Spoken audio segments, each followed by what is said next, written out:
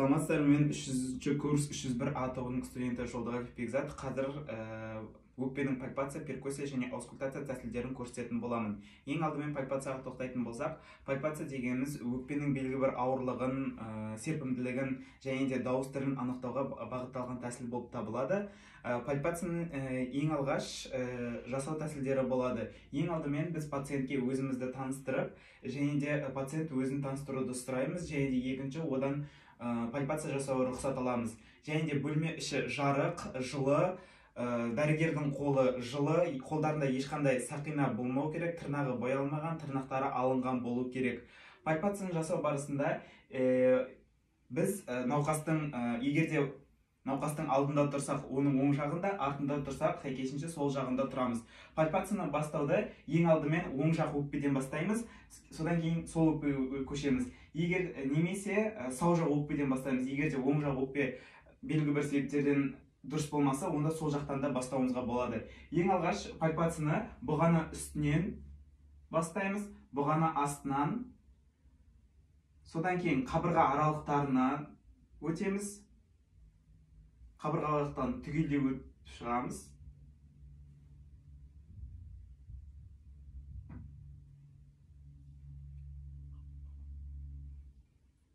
Одан кейін қолтық астын тексеретін боламыз. Ол кезде пациенттен қолын жоғарға қоюын өтінеміз. Екі жағын бірдей тексеруімізге болады. Екі қолмен. Енді пациентті артқа қарауын өтінеміз. Сол кезде біз сол сәйкесінше сол жағында тұруымыз керек. Ол кезде пациенттің қолын бір-біріне қиғаштауын сұраймыз. Өйткені бізге өкпеге ашық доступ болу керек. Ең алдымен жауырын үстінен бастаймыз. Жауырын жанынан жүреміз. Және ең соңғы жауырын астынан тоқтаймыз. Бұл бізде пальпацияның аяқталғанын білдіреді. Енді біз өкпенің серпімділігін білу үшін өзіміздің қолымызды кеудесіне, төсіне қоямыз, және соған сәйкес екінші жағынан қолымызды қоятын боламыз. Сол кезде өкпені жайлап басып көріп, оның серпімділігін қарайтын боламыз. Одан кейін өкпенің серпімділігін екінші қолын көтеруін сұраймыз. Осы қолтық астынан да серпімділігін қарайтын боламыз. Келесі бұл өкпенің серпімділігін анықтадық. Келесі өкпенің дауыс дірілін анықтайтын боламыз. Дауыс дірілін айту үшін пациентке әріптері бар сөздерді айтқызуымыз керек. Трактор деген сөзді айтсаңыз. Трактор. Енді артқа трактор. Осымен біздің пальпациямыз анықталды. Қорытындыға келетін болсақ, ешқандай ауырсынулар байқалмайды.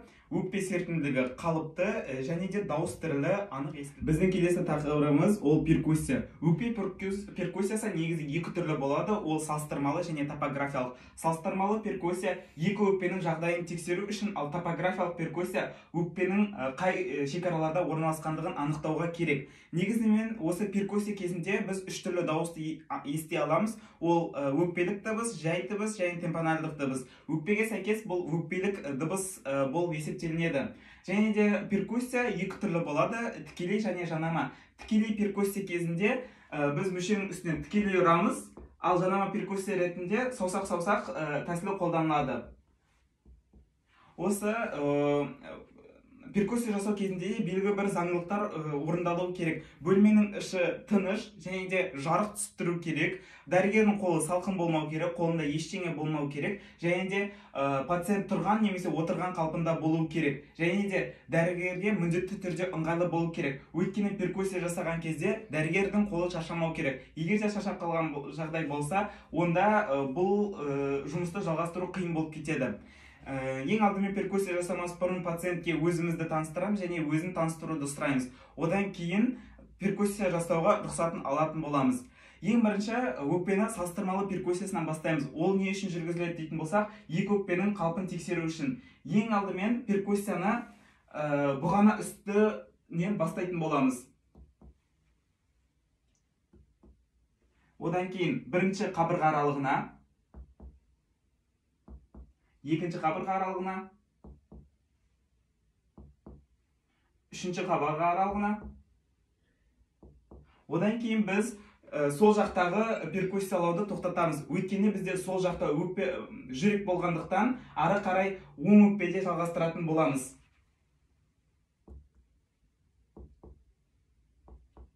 Келесі перкуссия, салыстырмалы перкуссияны біз ортаңғы қолтық асты сызығы арқылы жүргізетін боламыз. Пациенттен қолын жоғарға көтеруін сұрайтын боламыз.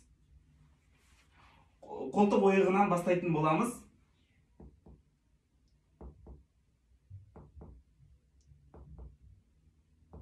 Салыстырмалы болғандықтан екінші жағында тексеретін боламыз.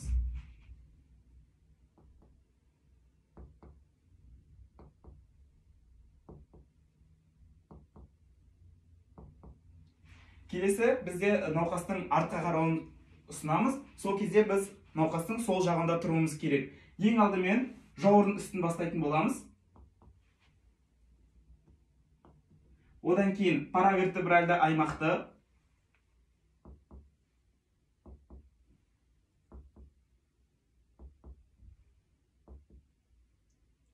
одан кейін жауырын астын, содан кейін барып жауырын үстін тексеретін боламыз.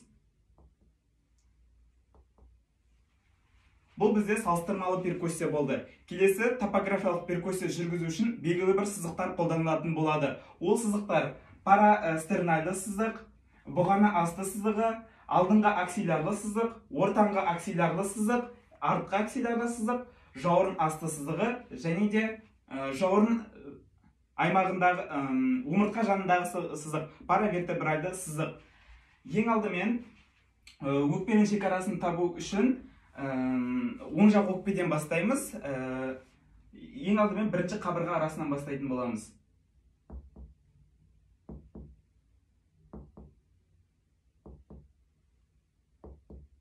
Мына жерде дауыстың өзгергендігін байқаймыз. Бұл бізде қай қабырғаға сәйкес келетінін білуіміз керек. Бұл бұғана бірінші мойын омыртқасына бірінші қабырғаға сәйкес келеді. Сол себептен де оны бір деп санап кетеміз де екінші қабырға аралықтан бастаймыз. 2, 3, 4, 5. Бізде парастернальды сызық 5-ші қабырға аралыққа келеді. Келесі ол бұғана асты сызығы. Ер адамдарда бұғана асты сызығы емшек ұшына сәйкес келетін болады.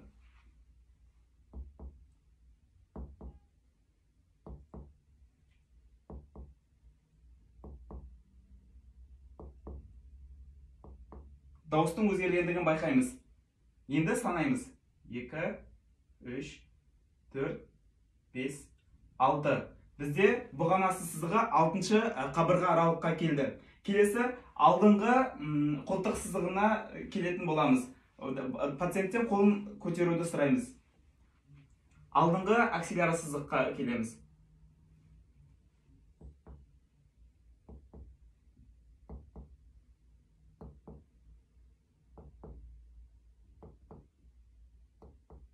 Дыбыстың өзгергенін байқаймыз. Және біздер 6-шы, мына жерде 7-ші қабырға аралыққа келетін болады. Ортаңғы сызыққа келеміз енді.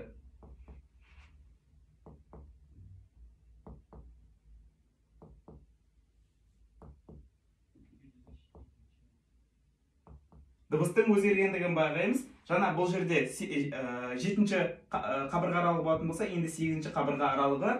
Енді артқы аксилярлы сызық бойынша қолын көтеруін сұраймыз.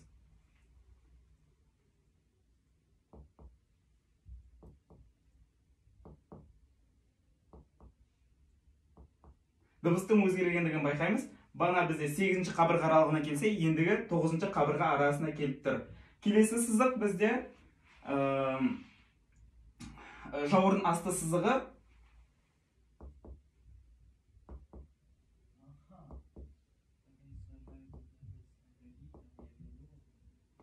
Дауыстың өзгергенін байқаймыз. Санаймыз. 9-шы, 10-шы қабырға аралығына келіп тұр. Келесі паравертебральды сызық бойынша жүреміз.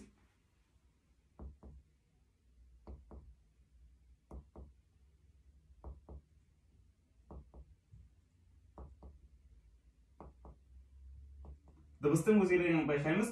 Бұл бізде 10-ші кеуде омыртқасы тұсына сәйкес келетін болады.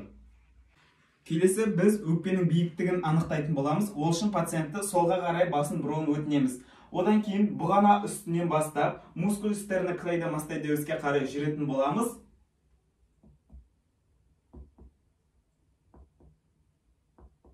Дыбыстың өзгергендігін байқаймыз. Осы жерде аралық ұзындығы 3-4 см болу керек. Яғни біздің өкпеміздің жоғарғы ұшы осы жерде. Келесі біз өкпе биіктігін арт жағынан анықтайтын боламыз. Ол үшін пациентке артқа қарауын сұраймыз.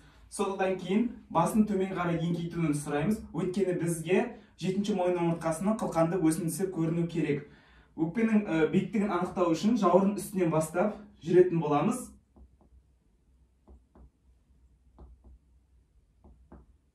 Осы жоғарғы биіктігі 7-ші мойын омыртқасынан латеральдырақ 3-4 см болу керек.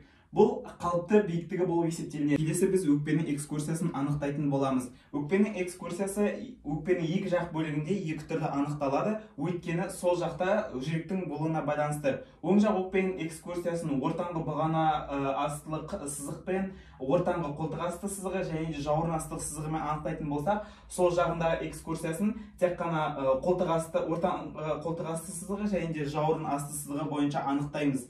Ең алдымен экскурсиясын анықтау үшін ортаңғы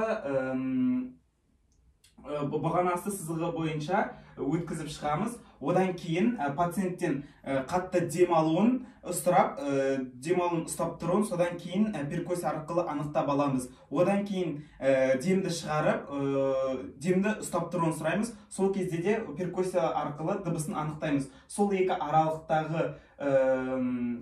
аралықтағы сантиметрді өкпенің экскурсиясы болып есептелінеді. Ең алдымен ортаңғы бұғана сызығы бойынша жүретін боламыз.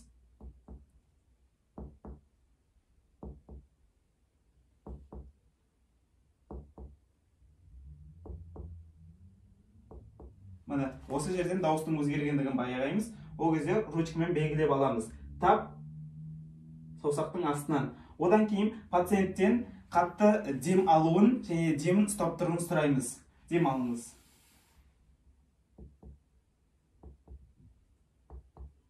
Міне, осы жерде деміңізді шығара беріңіз. Бұл жерде белгілеп аламыз. Енді пациенттен демді алып, демді шығарып ұстап тұруын сұраймыз. Демді шығарыңыз. Міне, мына жерде дауыстың анығырақ естілгенін байқаймыз. Деміңізді шығара беріңіз. Осы аралықты есептейтін боламыз. Бұл жерде төменгісі 3 см, жоғарғысы 1,5-2 см болады. Осы аралық негізінен қалыпты болып есептелінеді 4-6 см аралығында. Енді ортаңғы аксиллары сызық бойынша жүретін боламыз. Ол үшін пациенттің қолын көтеруін сұраймыз.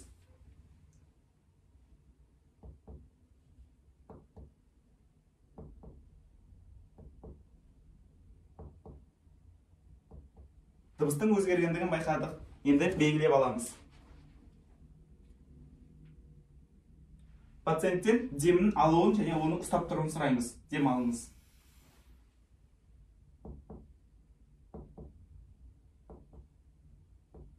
Дыбыстың өзгергендігін байқадық. Деміңізді жібере беріңіз. Белгілеп аламыз. Енді пациенттен демін шығаруын және оны ұстап тұруын сұраймыз. Деміңізді шығарыңыз.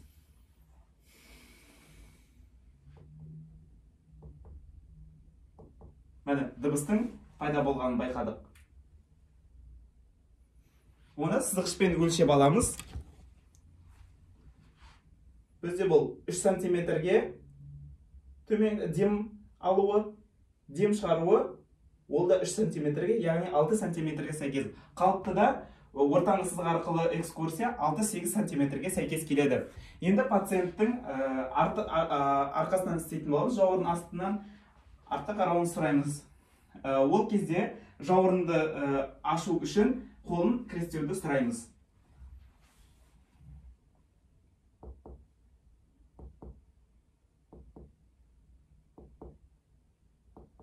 Дауыстың өзгергендігін байқадық. Енді оны белгілеп аламыз. Енді пациенттен дем алып, дем ұстап тұруын сұраймыз. Дем алыңыз, деміңізді ұстап тұрыңыз.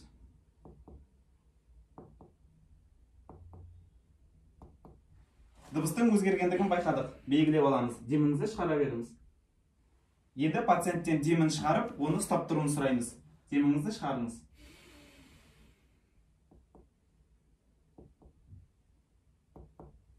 Дыбыстың пайда болғанын байқадық. Белгілеп аламыз. Деміңізді шығара беріңіз. Енді осы аралықты есептеп аламыз. Бізде бұл 2,5 сантиметр және 3 сантиметрге.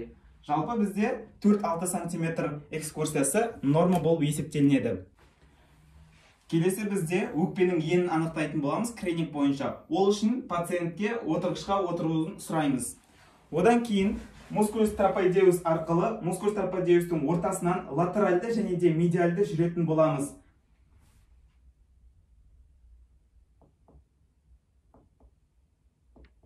Дыбыстың өзгергендігін байқадық, белгілеп аламыз. Енді медиальдырақ жүреміз.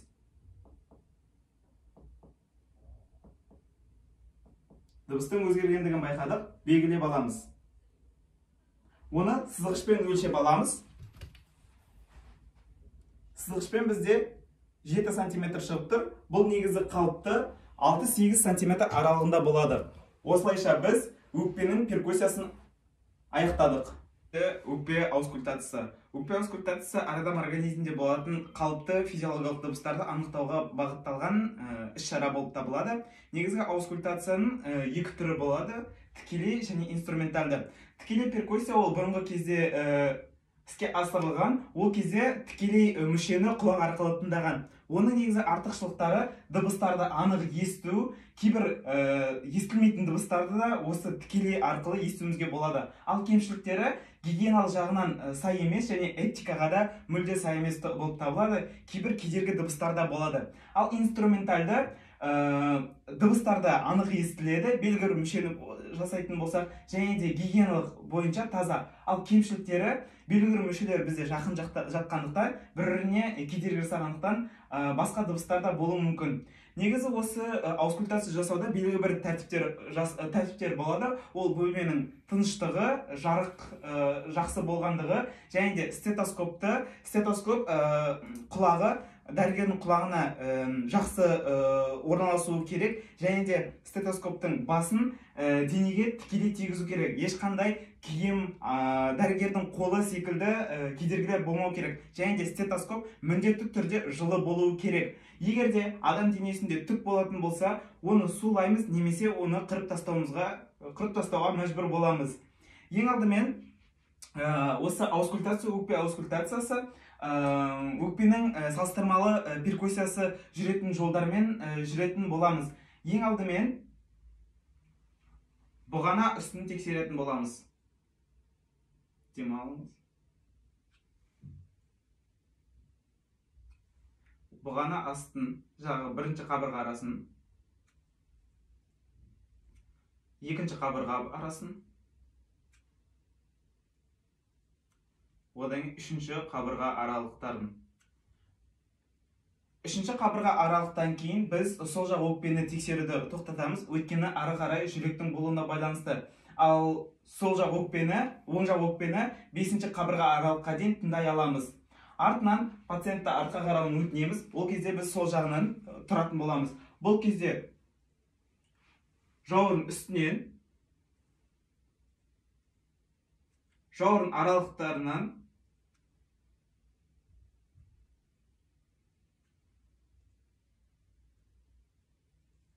және де соңында жауырын астын тексеретін боламыз. Осы кезде бізде Ф әріпі, егер де бұл визикуларлық тыныс болатын болса, Ф әріпі шығады. Оның Ф әріпі шығуы өйткені альвеолаға ауа барады, альвеолаға кіріп, альвеоладан шығады. Бұл кезде тыныстың тартылуы ұзағырақ болады тыныс шығарудан. Бұл біз Ф әріпін, жұмсақ Ф әріпін тыныс алғанда толық, ал тыныс шығарғанда 3-тен 1-де ғана тыңдайтын боламыз.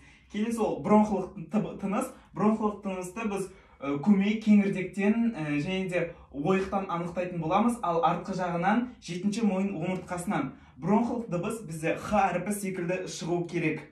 Және де егер де ол Х әріпі басқа жерлерден шығатын болса, онда өкпеде белгілі бір патология барына көретін боламыз.